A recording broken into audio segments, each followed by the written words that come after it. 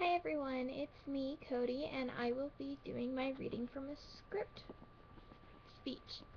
I will be reading from Harry Potter and the Deathly Hallows, Chapter 12, Magic is Might, and up till now, Harry is 17, living on his own, and trying to figure out a way to defeat the Dark Lord. So we will be starting as he comes in. Meanwhile, inside number 12, Harry had just entered the hall. He had nearly lost his balance as he apparated onto the top step just outside the front door, and had thought the Death Eaters might have caught a glimpse of his momentarily exposed elbow. Shutting the front door carefully behind him, he pulled off the invisibility cloak, draped it over his arm, and hurried along the gloomy hallway toward the door that led to the basement, a stolen copy of the Daily Prophet clutched in his hand. The usual low whisper of "Severus Snape" greeted him. The chill wind swept him, and his tongue rolled up for a moment. "I didn't kill you," he said, once it had unrolled, then held his breath as the dusty Jinx figure exploded. He waited until he was halfway down the stairs to the kitchen, out of earshot of Mrs. Black and Claire the Dust Club, before calling, "I've got news, and you won't like it." The kitchen was almost unrecognizable. Every surface now shone. Copper pots and pans had been burnished to a rosy glow. The wooden tabletop gleamed. The goblets and plates, already laid for dinner, glinted in the light from a merrily blazing fire on which a cauldron was simmering. Nothing in the room, however, was more dramatically different than the house elf, who now came hurrying towards Harry, dressed in a snowy white towel, his ear hair as clean and fluffy as cotton wool, Regulus's locket bouncing on his thin chest. "Shoes off, if you please, Master Harry, and hands washed before dinner," croaked Kreacher, seizing the invisibility cloak and slouching off to hang it on a hook on the wall, beside a number of old-fashioned robes that had been freshly laundered. "What's happened?" Ron asked apprehensively. He and Hermione had been poring over a shelf of scribbled notes and hand-drawn maps that littered the end of the long kitchen table, but now they watched as Harry strode toward them and threw down the newspaper on top of their scattered parchment. A large picture of a familiar-faced, hook-nosed, black-haired man stared up at them all beneath a headline that read, "Severus Snape confirmed as Hogwarts headmaster." "No!" said Ron and Hermione loudly. Hermione was quickest. She snatched up the newspaper and began to read the accompanying story out loud. Severus Snape, long-standing potions master at Hogwarts School of Witchcraft and Wizardry, was today appointed headmaster in the most important of several staffing changes at the ancient school. Following the resignation of the previous Muggle Studies teacher, Alecto Caro will take over the post while her brother, Amicus, fills the position of Defense Against the Dark Arts professor. I welcome the opportunities to uphold our finest wizarding traditions and values, like committing murder and cutting off people's ears, I suppose. Snape, headmaster, Snape in Dumbledore's study, Merlin's pants, she shrieked, making both Harry and Ron jump. She leapt up from the table and hurtled from the room, shouting as she went, "I'll be back in a minute." "Merlin's pants," Ron repeated, looking amused. She must be upset.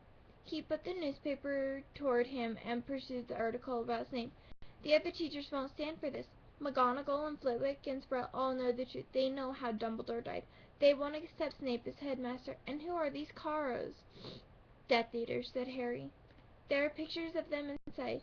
They were at the top of the tower when Snape killed Dumbledore. So it's all friends today, and," Harry went on bitterly, drawing up a chair, "I don't see that the other teachers have got any choice but to stay. If the Ministry and Voldemort are behind Snape, it'll be a choice between staying and teaching, or a nice few years in Azkaban, and if they're lucky. I reckon they'll try to stay and protect the students."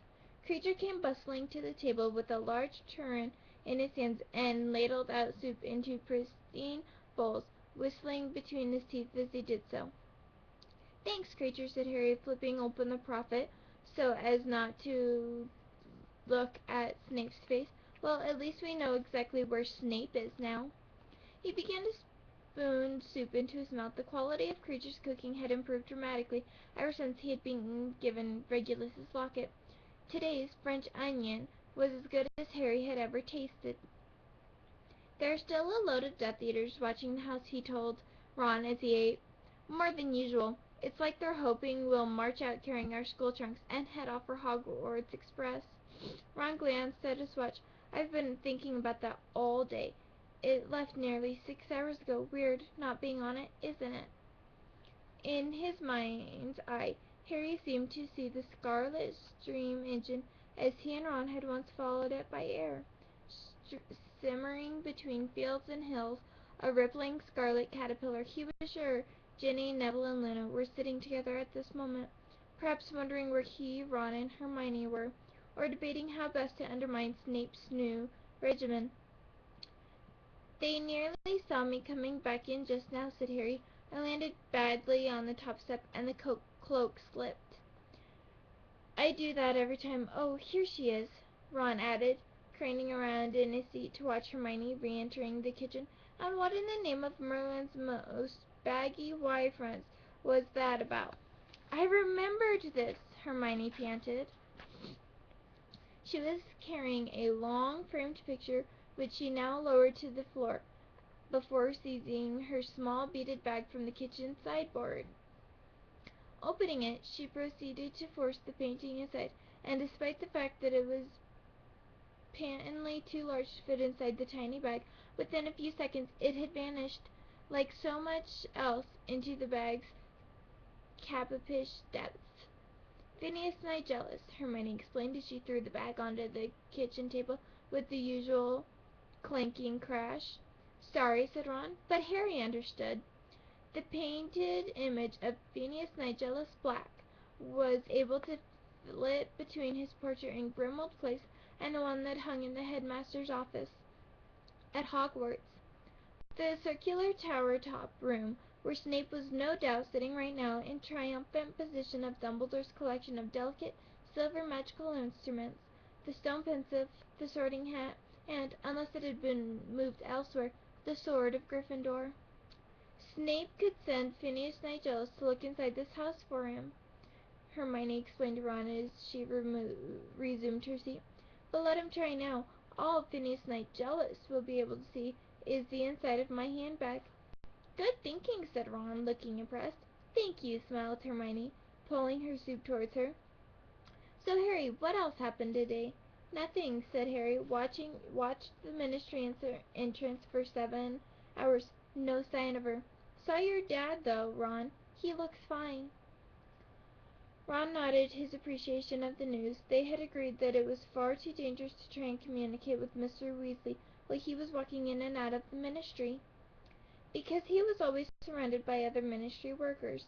It was, however, reassuring to catch glimpses of him, even if he did look very strange and anxious. That is where I'm going to stop, as my speech has gotten very long. I hope you guys enjoyed it, and I look forward to hearing your feedback.